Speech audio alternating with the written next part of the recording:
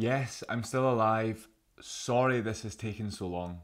In this video, we're going to take a deep dive into the 5 weeks I spent in hospital getting a stem cell transplant. I'll discuss the high points, the low points, the good, the bad, the ugly, and everything else in between.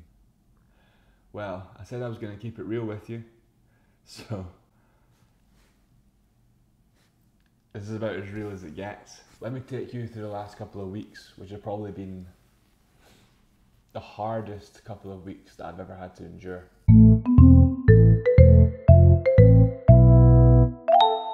So, we begin the story on day 0, where my donor cells from my brother were hooked up and ran in. Thanks, Daniel.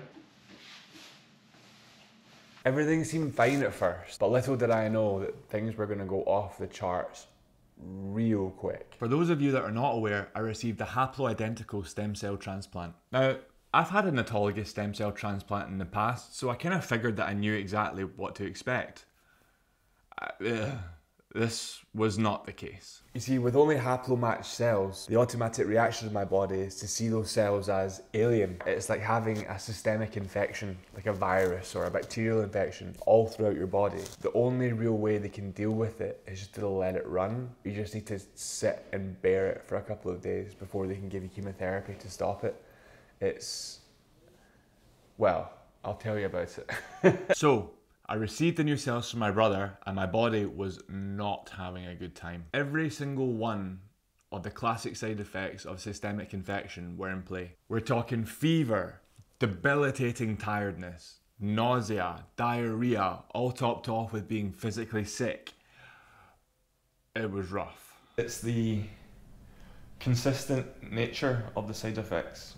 It just doesn't quit. And now I've got the fear a little bit because I'm in the eye of the storm at the moment. My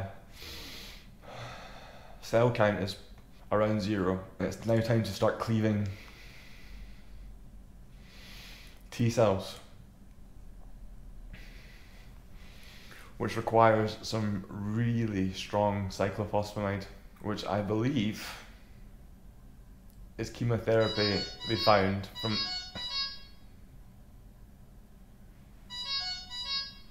and that will never not be annoying. With foreign white blood cells running rampant in my system, the first few days after infusion were absolutely brutal. Thankfully though, there was a solution. That solution was ultra toxic high dose chemotherapy. We're running platelets and anti-sickness right now for the chemotherapy. Well, that's going to help me in the long run. The next 2 days are going to get even harder. So tired. I think I must have slept about an hour last night between trips to the bathroom. Oh, I suppose if you're in hospital you just get to sleep all the time. Wrong! You never get to sleep. You're in critical care, baby. This ain't Kansas anymore. As soon as you find yourself drifting off into a nice bang, someone comes through the door. I think the longest stint I had was about 4 or 5 days without sleeping at all. By that point I was basically hallucinating, about that close to losing my mind. Everything tastes terrible. And every time something touches my lips, it's ejected with the force of a buckshot. I'm really, I'm starting to have a hard time right now. Oh my god, shut the fuck. My stem cells got infused on day 0. And everything really has gone tits up since then. I've not eaten any solid food for, I would say, at least 3 days. I ended up not eating any food for about 2 weeks. Chemotherapy had killed my taste buds. Everything tasted horrible, and I constantly felt sick. Saving grace was that I went into hospital about 15 kilos overweight, or 35 pounds in old money-ish. The anti-sickness medication that I was getting IV for the effects of the chemotherapy got me quite significantly backed up. But then yesterday, out of the blue, just sheer liquid. The chemotherapy was doing its job in lessening some of the symptoms of having extra T cells in your body, but from orifice to orifice, it had decimated me. It was like someone had flipped a switch and this evil, terrible entity like had awoken from inside me and was dying to get out. No fart was safe. Multiple pairs of good pyjamas relegated to the incinerator. I used baby wipes with the most delicate of touch. It was still too much. I was in so much pain and discomfort for so long that going to the bathroom became an obsession for me. I had to find a way to make it more comfortable. So here it is. 5-step system. Step 1, before doing anything, fill a basin with warm water using the shower in the bathroom. Step 2, do your business. Once you're finished screaming in pain, it's time for step 3. Head over to the basin and use the handrail by the shower to dunk yourself into the warm water for some sweet, sweet relief. Step 4, sit there and rest.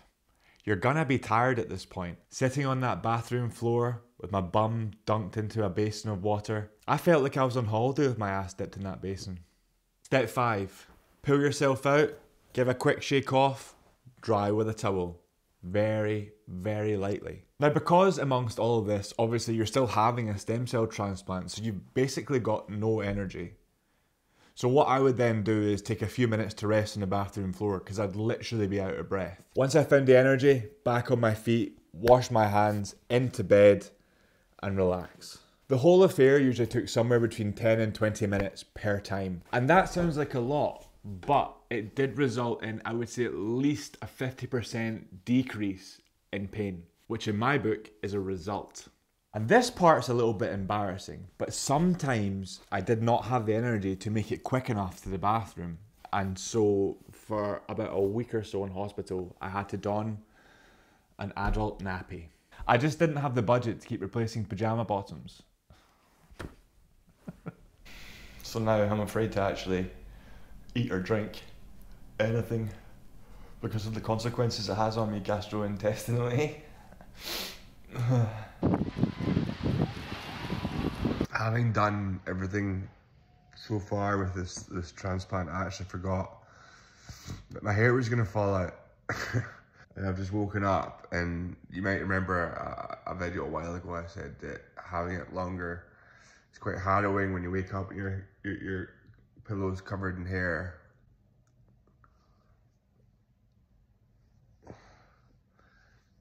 Sorry, excuse me, my gums are bleeding a little bit after I brushed them this morning. No platelets, blood doesn't clot, everything bleeds.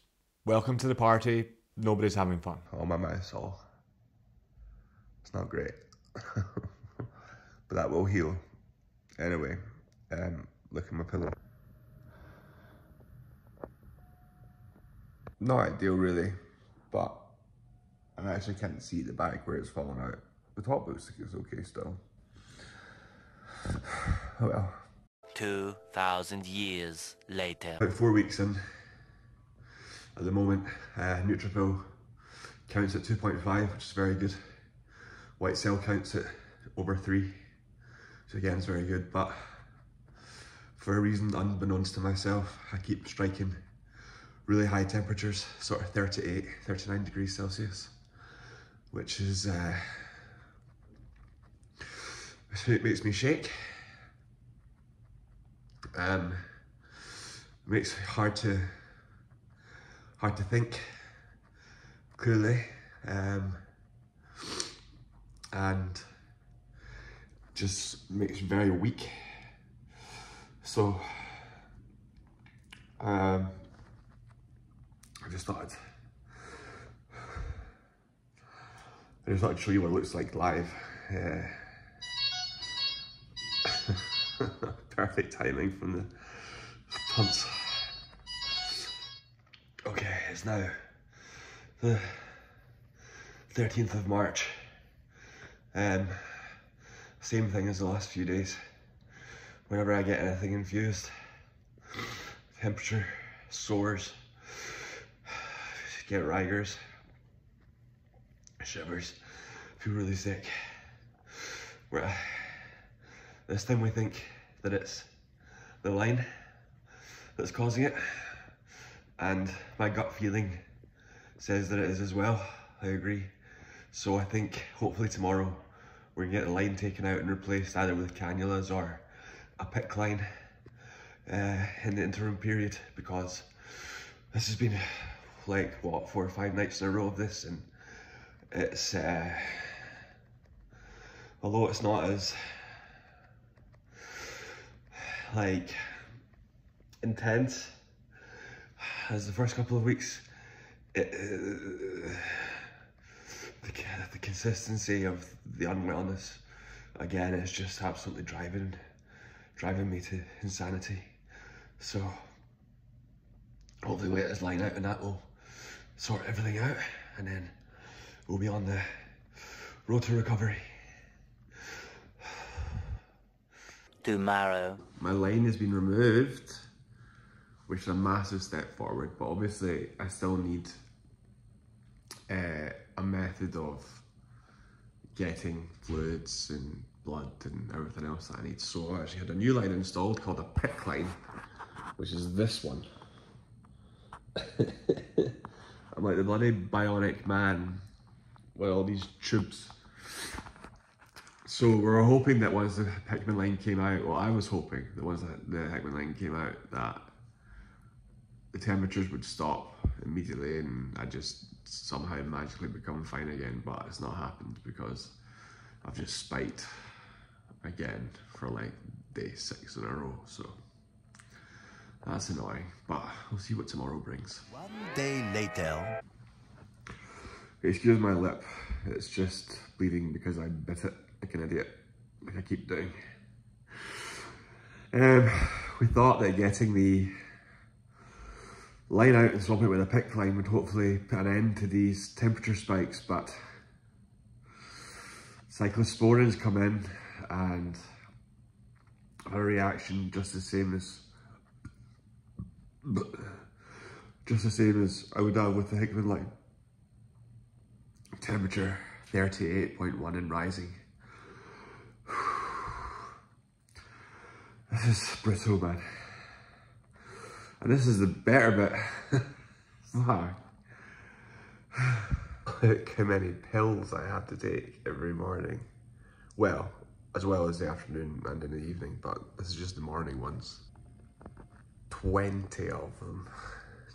Jeez. I feel like it's just Groundhog Day and we're just doing the same thing over and over again and just getting nowhere. And that was a bit of a straw that broke the camel's back for me there, and I just started off angry, got upset, had a wee cry, and I'm just really frustrated now. I feel like we're just not getting anywhere. It's just the same. I'm just doing the same thing every day. We're repeating the same process every day without any differences in result. And that is like the definition of insanity. And I'm just... It's getting hard. It's getting hard, man. Mentally, this is just... I guess I've not eaten as well, so I'm in a bad mood already, but like, I'm just fed up.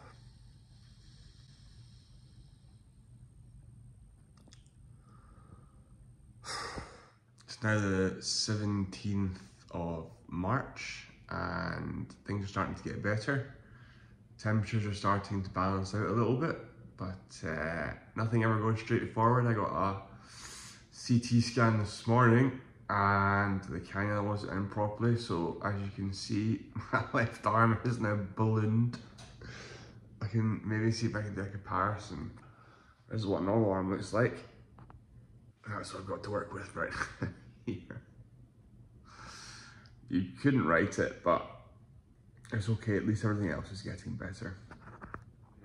I'm meant to be getting out today, 5 weeks and a day to when I first came in.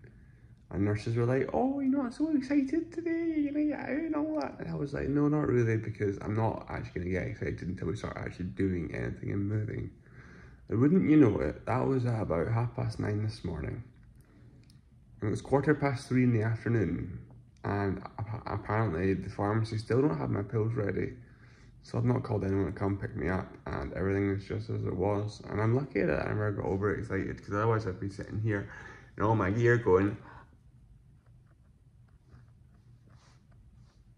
still here.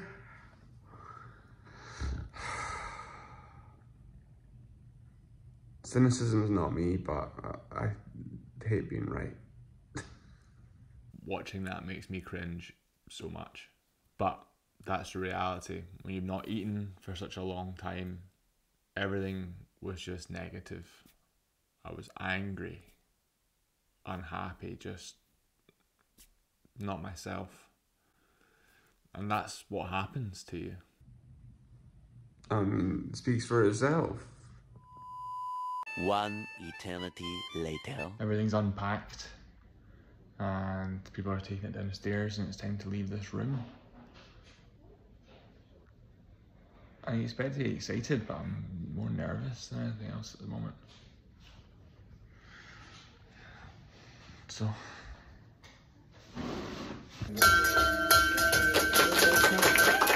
One more time.